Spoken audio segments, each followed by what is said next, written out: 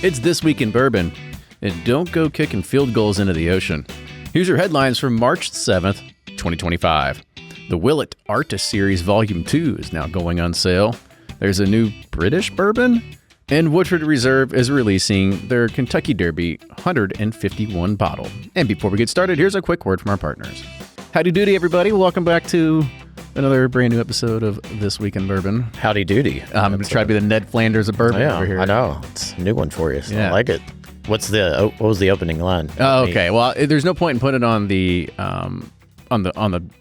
what is this? Bluetooth over here, but you can watch this of somebody basically ruining the start of somebody's spring break, kicking a field goal. Oh, geez. Right into somebody's face. Shrilled their face. That's going to leave a mark. Yes.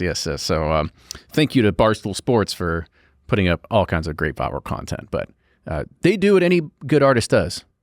They steal. Yeah, exactly. They just repost stuff and claim it as theirs. You know, my cousin went viral. Oh, yeah, you showed me that. Yeah, and it was, I was viral first. We'll put it that way, right? I had the ice machine, but she went 3 times more viral than I ever did because it was like a video of like her friend, like almost like looked like broke her ankle, like doing some dumb shit in their apartment. And then all of a sudden, like it started blowing up on TikTok, and then she got approached by Barstool that said, "Hey, can we repost this and give you credit?" And that's what she did. And so that's how they do it. I remember seeing that one. They see what gets viral or what's coming, and then they request to take it. And then next thing you know, you're the Hawk Tuah girl. Yep, and that's exactly what happens. And now that is a thing. It is a thing. Well, we are. Let's see. We've had some people reach out from San Antonio already. So gotta finalize that one for new ambassadors. I think we got somebody from Austin, but if we want to find somebody that's more central to Austin, if you want to reach out to us, also have to have that conversation. We actually had somebody reach out from New Mexico. All right. So I mean, the podcast works. It does work. It's reaching people. We're finally like we use this medium for something different, which is awesome. But we still need somebody in Knoxville and Memphis. Instead of Indeed or LinkedIn, we just put it on the podcast. I was like, I don't need a LinkedIn account, Kenny. We got the podcast. Yeah, I know. I keep telling you, you need to get a LinkedIn account. You need to just get on there. But the whole idea about our brand ambassador program was that we didn't want to put it on social. We didn't want to put it on Indeed or LinkedIn or whatever. It's like we want podcast listeners. We want people that love whiskey and want to help the brand, but they want to also make some money on the same exact time. And if you want to learn more about it, go check out our other show, Behind the Pursuit. We had a whole episode on that at one point. It's riveting. It sure is. All right, let me get another shout out to the 3rd annual Bonsai Weekend. Bonsai happening Friday, May 30th through June 1st, and that's going to be happening at the Louisville Waterfront Botanical Gardens. You can get tickets at bonsaiweekend.com.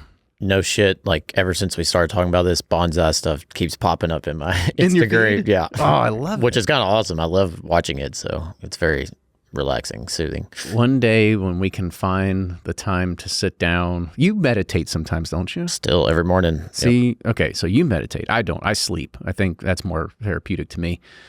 But you should try doing some Miyagi and actually like trimming a bonsai tree as part of your meditation. I'm 100% in, and then do yoga afterwards, and then cold plunge, and then do what all the like rich people on Instagram. Here we go. Those like influencers, like, here's my morning routine.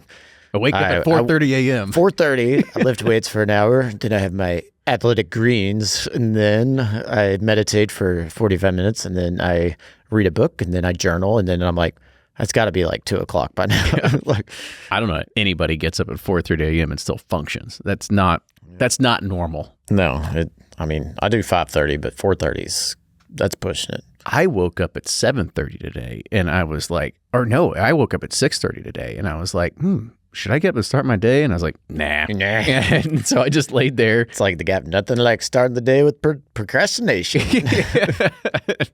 Very much so.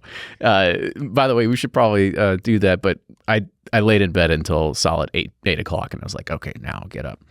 Sit there and scroll. I was already here rolling barrels at that time. Well, I was also up till 11:30 getting everything ready in my new computer so I could start getting the podcast, starting editing and stuff like that. Well, so. I'm not making a competition. Yeah, there we go. Yeah, that's true. you mean to send in what I? Give me your hours. Give me 5 things I did in the last week. Yeah, exactly. Yeah, there we go. There's a fun little Elon joke there. But we want to give a shout out, thank you to our buddy Jim Gaffigan, who invited us to come see his show. It was a kind of really cool to see. It was a blending of everybody of a who's who in bourbon that was there, and it was like Bourbon Fest at Rep Arena. Yes, it was. Every master distiller, brand about, there's a ton of great people there. So yeah, it was a great time, and the jokes were hilarious. Yeah, he put on 10 solid minutes of new content that was all bourbon focused. And I remember me and you looked at each other because he called out Bruzel without actually calling out Bruzel and saying, so if I can go by memory, this is how it went. He goes, I'm at the point where I'm hunting bourbon, but I'm not actually hunting.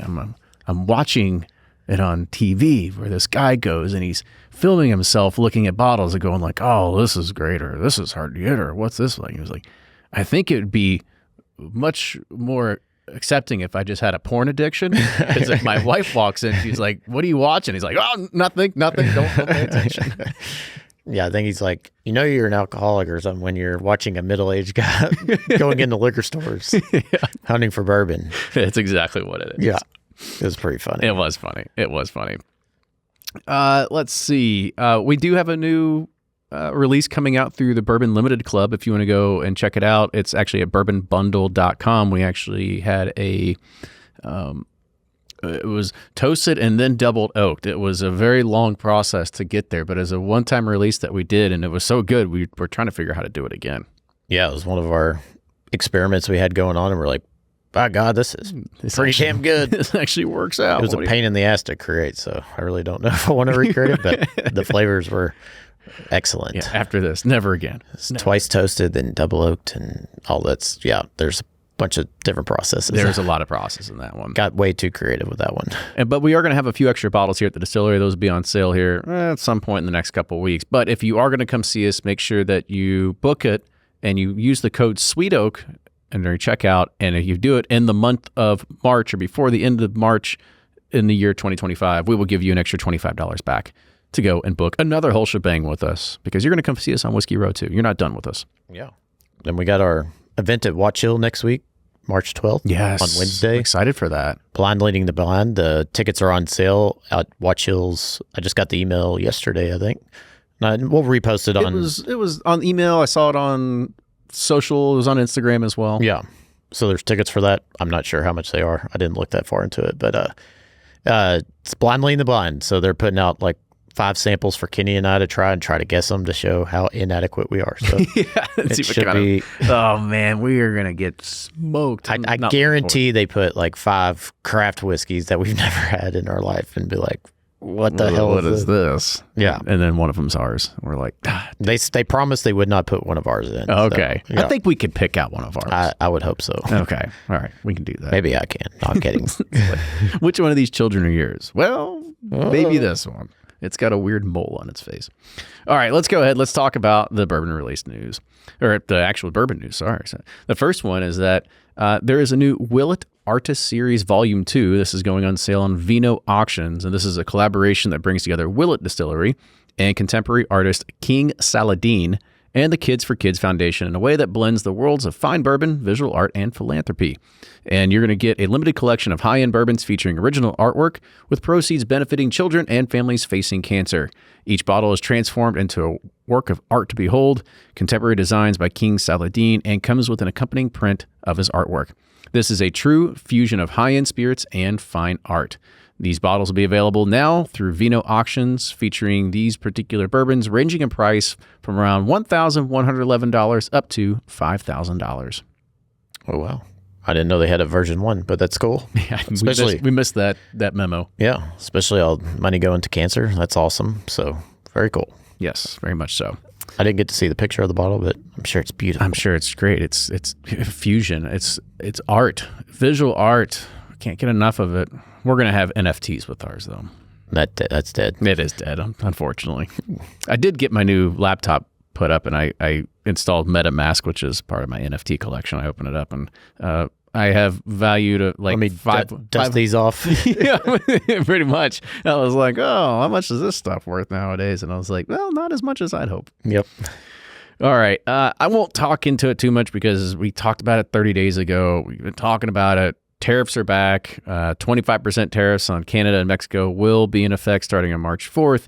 And if you've been paying attention to the news, Canada and the Liquor Control Board has already removed every piece of American alcohol off the shelves already. Only in Ontario, but yes.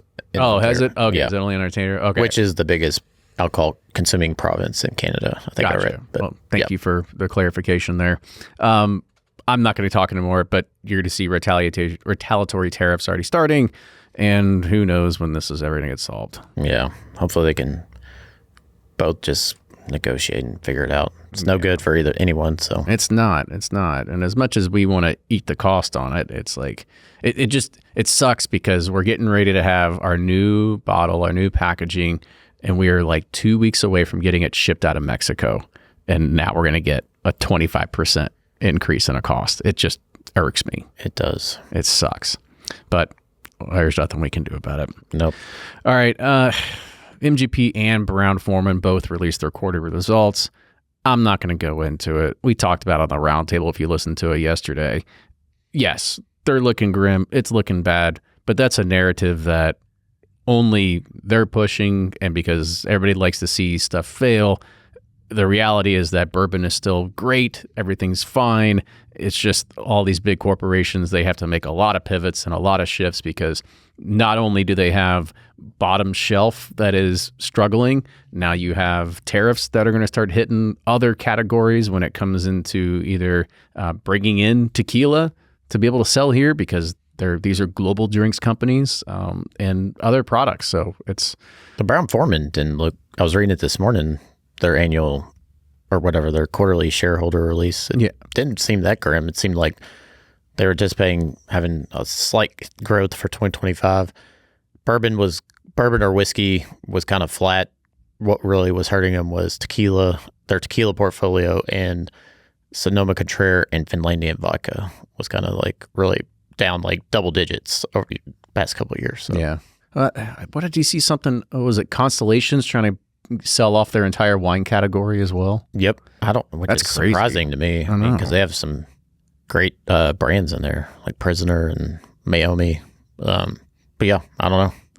Guess they're all in on Modelo, but well, actually, that's brewed here in America, right? So I don't think so. You don't think Modelo's brewed somewhere here in America? I think Corona is, but Modelo's not. It's not? Okay. Yeah. Well, it doesn't matter. Guess what? You're now paying 25% more for your Modelo Yep. up there. That's how it has to work. Let's see. We talked about this as well on the podcast, and I'm not going to go into it because we talked about Bardstown Bourbon Company and Southern Distilling now having new parent companies with Lofted Spirits as well as their Statesville Contract Distilling. If you want to learn more about that, please go listen to yesterday's episode on the roundtable. We talked about this much more in depth about how this is supposed to start bridging some of the identities between the two different companies. Interesting discussion. It is. Let's see. Let's keep going here. So this was relatively big news a couple weeks ago. Remember when Mark Carter said, or they were kind of going through the thing and they had to put Old Carter up for sale? Yeah. Yeah. Well, the press release finally came out and laid it all out there. And that is that the Transit Asset Advisors, they have successfully completed the sale of Old Carter Whiskey Company to an investor group led by none other than Mark Carter. He just wasn't going to let it go. So he is, of course, one of the original co-founders, and you've heard his story back here on the podcast as well. And it sold for more than $20.5 million, which is about $8.5 million more than I thought it was going to be sold for. My guess was probably around 10 to 12. That's what I was going for. Yeah, but you're a cheapskate. I'm kidding. I don't know about that. I was like, you looked at what it was, and it was like, yes, it had a great business model. But it wasn't high in assets. It wasn't high in anything else. And it's just like, I didn't think it was worth it was high in profit. It was high in profit. I agree. Yeah. But this is one of those brands that you can't scale it. You can't be a Kentucky Owl and be like, yeah, I'm going to make these small little niche things that are very highly coveted and one-off. And then you can't come out with a $40 everyday shelf item. I think it just will tarnish the brand. But needless to say, as we go into here, it talked about the inventory was both barreled and packaged whiskey licenses, real estate in it says in Whiskey Road neighborhood, but I think it's on the backside of it and on Market Street. And it says that Carter and the winning group emerged from a highly competitive auction, attracting more than 220 direct inquiries from across the globe, including the United States, British Virgin Islands, Canada, England, France, India, Italy, and Scotland. Yeah, and I don't know I think you can scale. I mean, I would have agreed with you a year ago, but I think Pablo and Rare Characters kind of proven that maybe you can. You can scale it a little bit.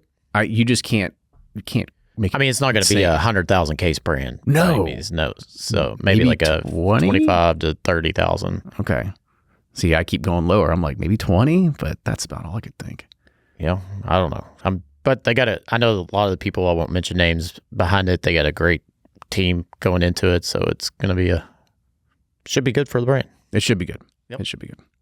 And our last news story here is the one that, if you read Mark Brown's newsletter, it had, when he means business when he highlights it in red, and he wants you to know what the hell's happening here. And so, Doghouse Distillery in Battersea is launching Britain's first grain-to-bottle bourbon. This new spirit is produced using authentic bourbon production methods, which require the drink to be made from at least 51% corn, aged in a new charred oak American cask for the sweeter taste. Braden Saunders, who's their founder, has named his bourbon and he called it Debt Collector, in homage to America's Prohibition era when bourbon came to be the fore. He says that he can get away with making a British bourbon because he's actually not British. He's Australian. He explained that I have no whiskey tradition, and that makes it a little bit easier. If I was Scottish and started making corn whiskey in London, I'd probably be shot by my family. But there is no reason we cannot make it here, and we can make any type of whiskey as long as we've got the know-how, and it just takes time, trials, investment, and understanding. The threat of tariffs do not deter Saunders, who believes that bourbon will beat out any of the big American players for taste. He's confident that Debt Collector will sell well in the U.S. Initially, I didn't think there would be a market, but I was in America over the September, and everyone went, well, why wouldn't we support an English bourbon? That sounds amazing. It's a bit like the Aussie selling Scotch back to the UK, and it works. Being English gives us a unique selling point, he said. So it kind of finishes up here saying that only whiskeys made in the U.S. can legally be sold there as bourbon. However, so Debt Collector will be marketed as bourbon-like or American style. Saunders intends to produce about 20,000 bottles from the first 50 barrels and intends to increase it to about 100,000 if it all goes well. Yeah, I've been envisioning this guy going to like a whiskey festival, people sampling and saying, oh yeah, we'd buy this, and they walk away and go, nah, I don't think so. And then he's like, oh, I got a whole business model. This is fantastic. You should run with this one. I mean, I don't see it, but especially because I think it was like 3-year-old, whatever you want to call it. No, you can't call it bourbon. Yeah, I don't see it, but maybe I hope it works out for him. The purists in us are getting ready to light something on fire because of how angry we are. Like, you can't call it bourbon. I mean, I never thought Amburana had been what it was, so I'm clearly wrong quite a bit. So it's all going to go downhill, right? Yep. All right, well, that is it for the bourbon news, but stick around. As usual, bourbon release news coming up. And here we go. We got a few different releases, and the first one is coming from High West, and it's the return of their Bourye 2025, which will be available in limited quantities nationwide. This annual limited release with a cult-like following contains a mix of straight rye and straight bourbon whiskeys aged for a minimum of 10 years. So in the straight rye, you've got a 95.5 coming from MGP, as well as an 80-20 rye coming from High West. Their straight bourbon is a 75-21-4 from MGP, and then they have a 60-36-4 from MGP and a 78-10-12 from Kentucky. It is 92 proof and has an SRP of $125. Dang, it's creeped up. I remember it being like, when I first found it was when I was in Utah, or not Utah, sorry. Where was I? Lake Tahoe was the first time I had it, and I was like, man, this is really good, and it was like $60. Now it's $120. I mean, it's just crazy that a rye whiskey blend, they're going to charge $125, but it is 10 years old, so I guess there's something to it. Brilliant name that they trademarked, Bourye, so people like weird things. It's a name that sticks. It is. And that's what they're going for. Well, here's another name that sticks. Penelope Rio. The Carnival bottle is now back. That's a good description. That's what they call it. It's their annual release in their innovative Cooper series of cask finished bourbons. And this continues their innovation of unique blending and finishing techniques. Inspired by Brazilian joy, the limited allocation is sought after by bourbon collectors and connoisseurs. That was crafted to be shared in celebratory moments. Okay, blah, blah, blah. It's a mash bill of 74% corn, 7% rye, 16% wheat, 3% malted barley. And it says it's a party in a bottle. It delights the senses as a double finish with American honey and Brazilian Amburana oak barrels. 98 proof, $80. Yeah, I mean, tell everybody what you think about this one. I'm just kidding. Everybody knows. My comment before about predicting Amburana should lead you, but yeah. Well, it's got both your trigger words. It's got Amburana and honey. I know. I love Mike and Danny, and they know that I hate this bottle. I think and they don't care. They're brilliant. Yeah, and they were like, everybody else. Well, loves if you it. hate Rio, you're gonna really hate Havana. But I actually enjoyed the Havana. I thought it was like perfectly balanced, whereas the Rio's like overly like just cinnamon and honey, and like it's like a cocktail. The Havana at least had some nice balance to it. I tried the Havana. We were gonna put it for whiskey quickies, and I was like, yeah, we won't do that one. But when I tried it, I thought it was too syrupy. I mean, obviously it was maple syrup. It felt thick, like it is thick, more thick than I probably would expected it to. And I was kind of like doing this, like trying to like if there was like a coating around my mouth or something. Yeah, people love it though. It's great marketing. They did a good job. So this is one that I saw and I got a little pissed off about, but it's nothing that we can do about it. It's just the name. Orphan Barrel presents a new liquid within its collection called Fanged Pursuit, Kentucky Straight Bourbon, aged 17 years. This introduction marks the first North American non-chill filtered Kentucky Straight Bourbon whiskey to be introduced in the Orphan Barrel collection. Fanged Pursuit label artwork captures the essence of the liquid within, showcasing a lone Kentucky bobcat silently prowling its native bluegrass state's forests. Crafted from a carefully selected mash bill of 68 to 74% corn, 18 to 22% rye, and then 8 to 10% malted barley. This special edition bottle is available at retailers nationwide for $200. Cease and desist is in the mail. Just I'm not taking on Diageo. No, I thought about that, and I thought I had like some kind of cheeky response and saying like, you'll talk to our lawyer soon. The reality is, it's like, okay, if Heaven's Door and Heaven Hill didn't decide out of anything, we don't stand a chance. No, they would just be wasting a ton of money, and it's not like this is going to be an ongoing thing. They're going to have one release of this and then it's out. That's right.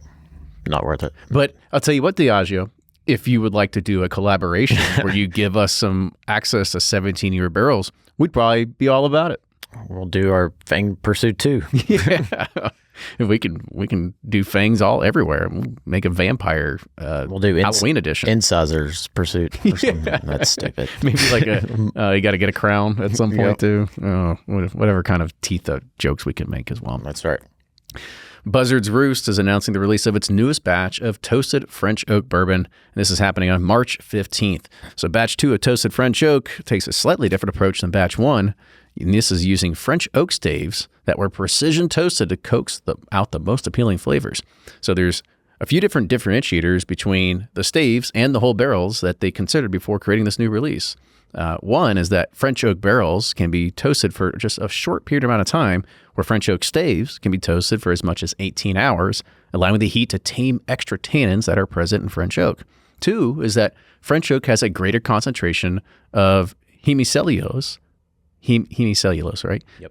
Than other types of oak, resulting in more sugar molecules and for caramelization. And number 3 is that the ability to toast French oak for a longer time leads to greater concentration of flavor producers.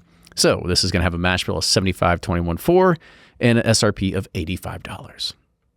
Do you feel vindicated? Do you feel like, hey, you know what? We were on this toasted stave route long before people were thinking of the barrels. So. Yeah, that's what, every time someone comes here to do a double oak pick and I explain how much more custom you can get with staves with the the varying toast levels and char levels that you just can't do with a traditional barrel. And so I think the possibilities of flavors are endless with the stave profile versus just doing a traditional 3 or 4. So I'm excited to see others embracing this, but we weren't the original maker's mark. Was kind of, the forefront of this with independent stave. So, but we're really just pushing the boundaries of how far you can go with the stave finishes, because there's so much more options than just doing the traditional barrel finishing. We were doing some experiments the past 2 weeks too. You want to give some hints of some other woods that we're now going to start adding into our double oak profiles? Yeah, we've been working with the fine folks at Barrel Mill, and really big fan of the Sakura tree. You're like, what's a Sakura tree? It is a type of cherry tree. And we got some Mizunara, which is, people love Mizunara, so we've been working with that. A European chestnut. I've never really tried that, but the flavors were incredible. And then there's a few French oak and American oak not varieties, they're French and American, but different toast and char levels that I'm enjoying as well. So we're adding more to the repertoire. I like it. Yeah. I like it. But shout out to Barrel Mill. That's first time trying the products, and they were pretty good. Yeah, for sure. And our last news story is that Woodford Reserve, they are going to be having, or should I say, they are now honoring once again the most exciting 2 minutes in sports with the release of its 2025 commemorative Derby bottle. And this year's bottle features the artwork of artist Umberto Lajera, known for his photorealistic paintings that blend classical techniques with contemporary influences.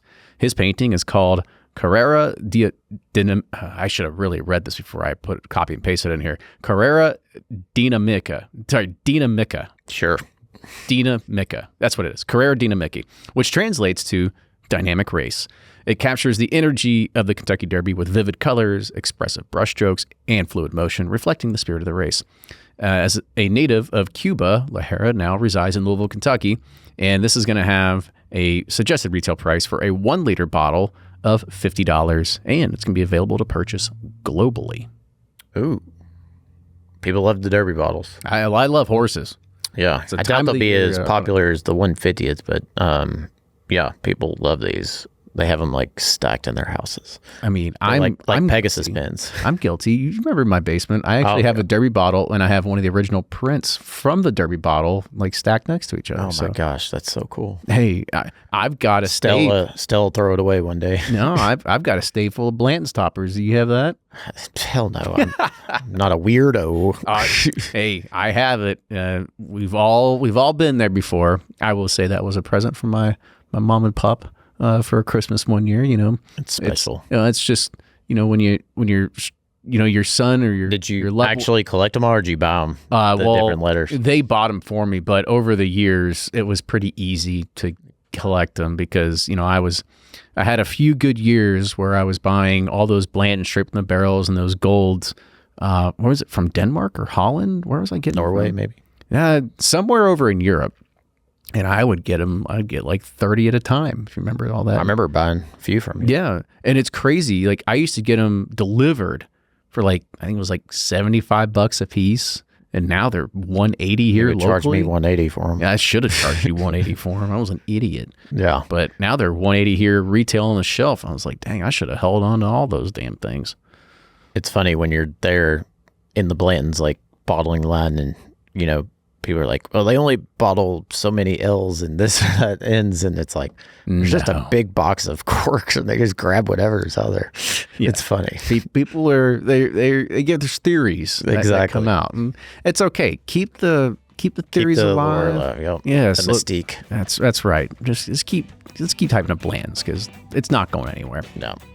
All right, well, that's it. That's all the Bourbon News. That is This Week in Bourbon. I hope you all enjoyed it. If you do like the show, please make sure you support us. Subscribe us on wherever you get your podcast. Share it with a friend. Leave a review. And if you really do like us, you want to support the show for as little as $5 a month, please go over to patreon.com/Bourbon Pursuit and help support us through there. But that's it, everybody. All right, well, see you next week, buddy. Yeah. Cheers. Toodles.